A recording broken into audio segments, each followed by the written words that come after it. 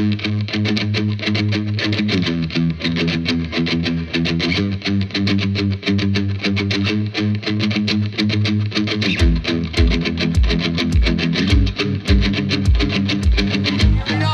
hit here, look at this.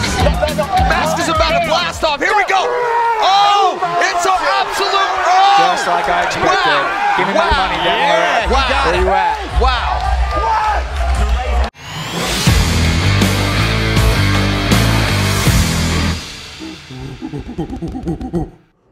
What's up, guys? I'm Alex. I'm Jason. We're the Table Monkeys, and today we are going to discuss maybe the most technical, actually definitely the most technical of the 3 moves in the triad of arm wrestling techniques in our quest of becoming better martial arm wrestlers. Yeah. And that is probably your favorite move, right? Definitely my favorite move, the low hand top roll. Yes, yeah. And we're going to do this on left hand today because, well, his left hand is just, it's pretty good low hand top roller.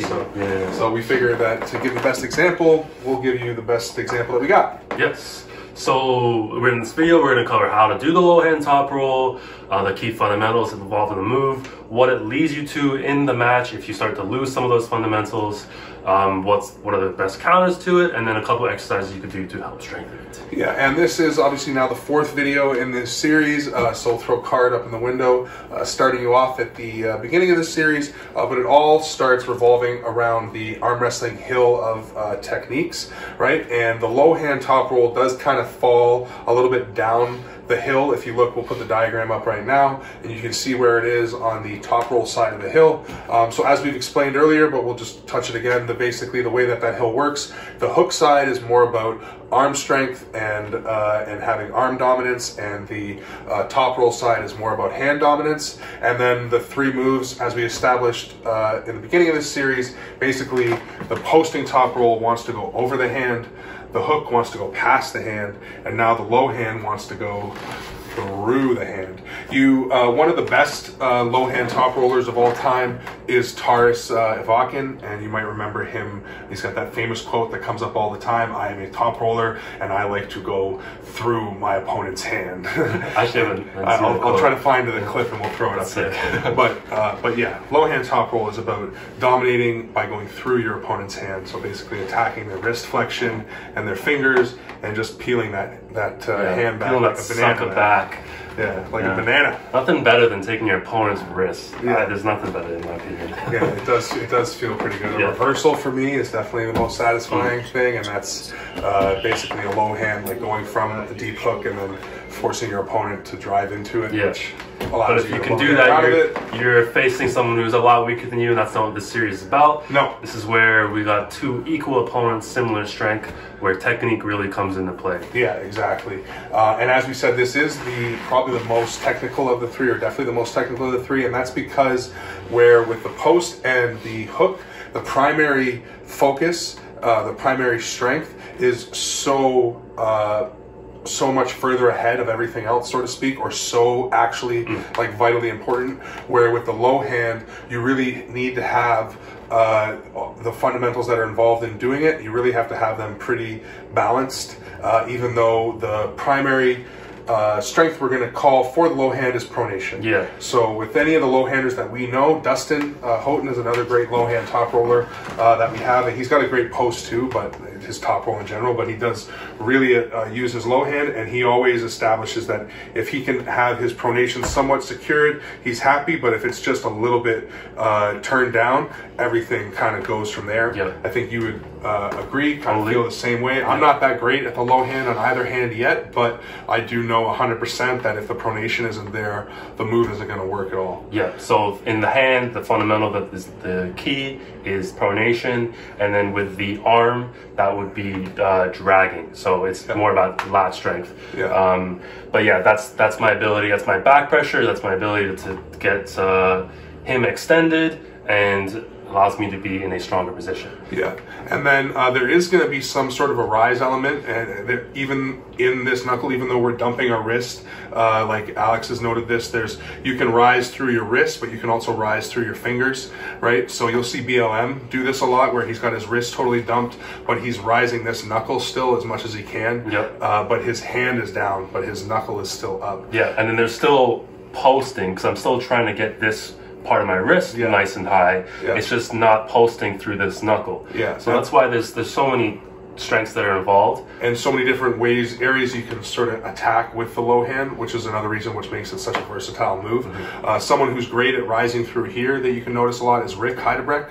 He's so long, he's always setting up at the back of the pad, and then he just can come forward a little bit, and like if you were to do it to me, he comes forward a little bit, and there's so like, you know, an inch moving his elbow forward, an inch here almost rises it like 2 inches into my fingers, you know. So again, that's because he's still keeping his knuckle high on my thumb, but the main rising is coming through his wrist here into my fingers, right? So you do want to keep this connection, and you do want to keep this rising happening here, but again, that's all going to depend more on the intricacy of who you're pulling. The primary thing you want is to get the match to this side of the table. So for the low hand, it's the first primary thing was pronation, making sure that you've got your thumb intact and that you're not getting your hand turned over, and then getting the match to your side of the table. And then that's when you start peeling open that wrist like exactly. banana. And from there, once you got the match to your side, some people are going to be more like Taurus about going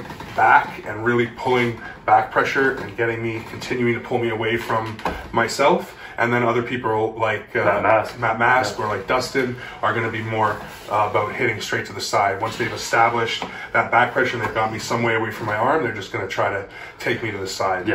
And then maybe like you'll see Giannis, he might attack the hand more. So once he gets you established here, he might be more about getting into your hand to pull you over this way, you know. So you have a lot of options once you get there, and it really, again, comes down to your opponent and you and where you match up. Exactly. But if you aren't able to keep some of those fundamentals off the go, you are pretty far down the hill, so you don't have a lot of options there. So let's do it. So so if I'm in the low hand and I start to lose my arm, but I'm able to keep my pronation, well then really my only option is to transition to some sort of king's move or open top roll. If I can get enough flexion, maybe I can be in more of an open top roll. If I'm not able to keep my flexion, but I still have my pronation. Maybe I don't have, like my fingers aren't super long and I don't have a great lock on his riser, then he's going to feel that gap there and try to get into the king's move that way.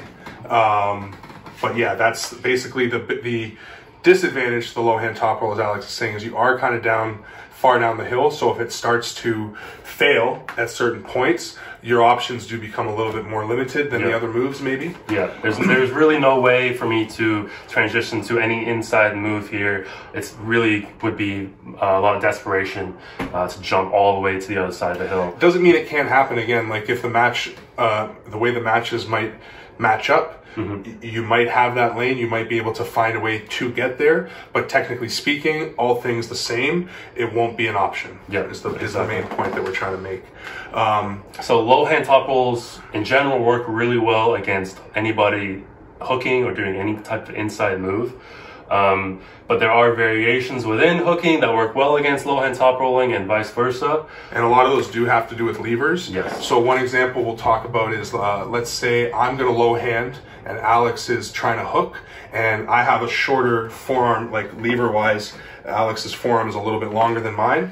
So if I go, so you're going to dive into hook and I'm going to low hand, but when he hooks, he's hooking high. Like we said in our hook video, you can either hook down on somebody or you can rise and supinate.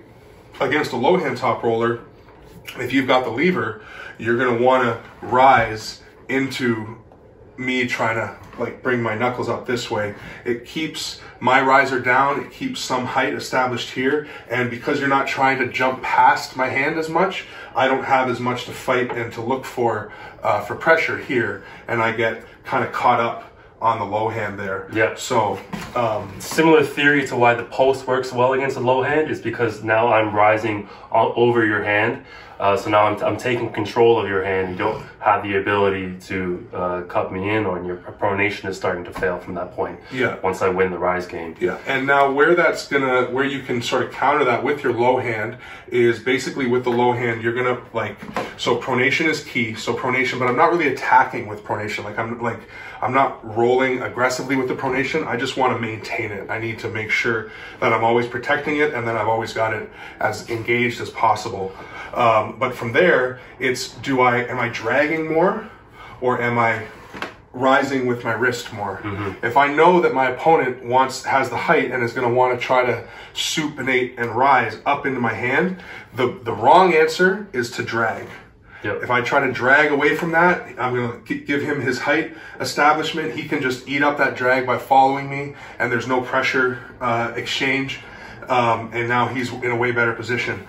But if instead of dragging back on the low hand, if I just try to cup and then get up into his wrist hard and really force my hand forward and get up this way, now, because he's supinating, he's not fighting for pronation as much and rising, he ends up with his hand a lot more turned over than he wants, and he hasn't been able to establish or maintain the height game that he wants. Yeah, and because you have your wrist cupped in, it's really not so much about rise anymore. So my high hook didn't really pan out for me, and now you have a lot more options. Yeah, and now he's really trying to drag and everything, and I've got way more options. He's only got a few. If the strengths are work out, he does have a way out of this, and there is a way for him to win still. But again, as we're trying to consider with this all the time, all things considered, everything even, I'm in a much, much more dominant position. Yeah, definitely. So again, now if he is trying to get past my hand, I want to drag. If he's trying to establish a hook by maintaining height, I want to rise. Those are the main differences or the adjustments you need to make with the low hand. Yeah, but pronation is key within all of them, obviously. 100%. And now the best counter for a low hand is for sure the post. Yep. But as we talked about earlier, if you're a tall enough low hander, it won't work this for our levers. But if I were to if the lever difference was like this, my post against Alex's low hand wouldn't work, because he can maintain enough height to have his riser still dumped where his wrist is comparable with my first knuckle, that he can control my hand from a high position and still be way in my fingers, that I can't get any containment to make my post at all effective. Yeah, but if the levers are somewhat similar, or at least close enough, then your post really is effective against my low hand top roll. Exactly. So as we showed earlier, Alex has definitely got the lever advantage on the forearms here, but because, like he said, they're close enough, if he low hands and I go high, I've got this high game so controlled. I don't feel this threat at all, because I'm past it, I'm above it. And I feel a lot of access to his pronation now, because his riser, even though he's given it up, I've actively taken so much of it that he doesn't have that control in his pronation. If I was lower on him and trying to fight him here, now this is actually having some effect, and the fact that this is down doesn't matter, because I'm not on top of it. I'm not trying to continue to pull it down. Yeah, exactly. And strengths lead to other strengths in a match. So once you take my riser, my pronation becomes more susceptible. So that's why it's a lot easier for you to take my pronation once you've taken my riser. Yeah. And I gave it to you when I'm low handing and you're posting, so it's a lot easier. Yeah, and I guess the main thing is that it's me controlling his riser isn't about his riser being dumped. It's about me being on top of it. If I commit to being underneath it, now I can't, it doesn't matter.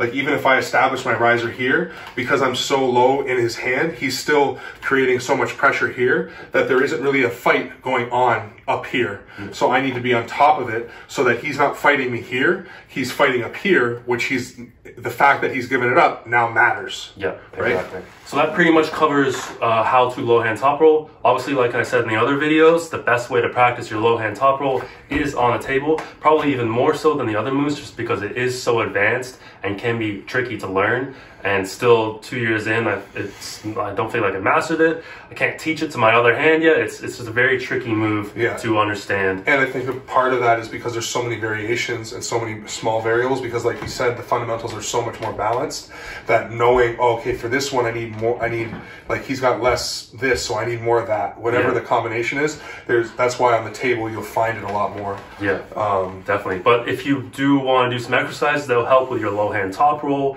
a couple that'll work really well is pronation exercises. So probably the most fundamental is just a strap around the thumb, involves hand pronation as well as the wrist, and then just rotating through up using back pressure as well. And then some form of cupping and dragging motion. We love the multi-spinner. Yeah, we would agree that for this move, the high multi, like dragging a high multi from a straight angle, is the most. Yeah, because that involves pronation stability as well. So it's you're cupping and dragging while maintaining your pronation, which is exactly what a low hand top roll is. Yeah. So those two exercises are probably the best for low hand top rolling. Do those and then practice it on the table, and let us know if you get any better. Yeah, and now that you understand, if you've watched this series, if you haven't, check that card back in the window and all that, and go back and watch all 3 or all 4 videos now, so that you can understand all 3 moves and how they all work together. And then in practice, really play around with these 3 moves. You know, if you've got somebody who's really good at the hook and you're good at your low hand top roll, like work with each other and trying to figure out how he can set the hook on your low hand, like how he can stop you from getting it, how you can stop him from getting it, all those kind of things. Practice the 3 moves. Like if you're really good at hooking but you suck at the other 2, then work on the other 2, because being able to be versatile, even if you never use the move, understanding it is going to make your ace move that much better. Yeah, and then once you've understood the move, you can learn how to transition further down the hill once you start to lose things in a match, because you will undoubtedly face somebody stronger than you, and when you're doing your ace move, something's going to go. So you're going to have to figure out how to transition to something else on the hill to stay within the match. Yeah.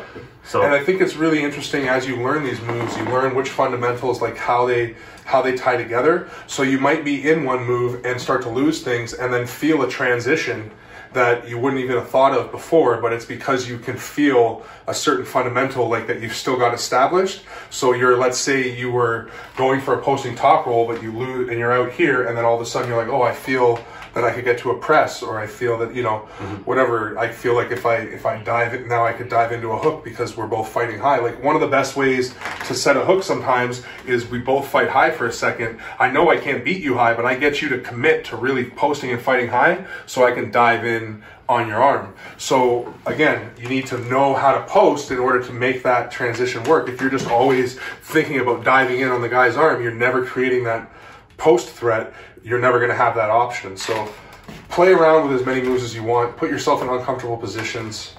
And fucking become a martial arm wrestler. Yeah, that's what this is all about. It's a fight sport. It's about technique, about learning all the moves and becoming a Bruce Lee on this bitch. Yeah.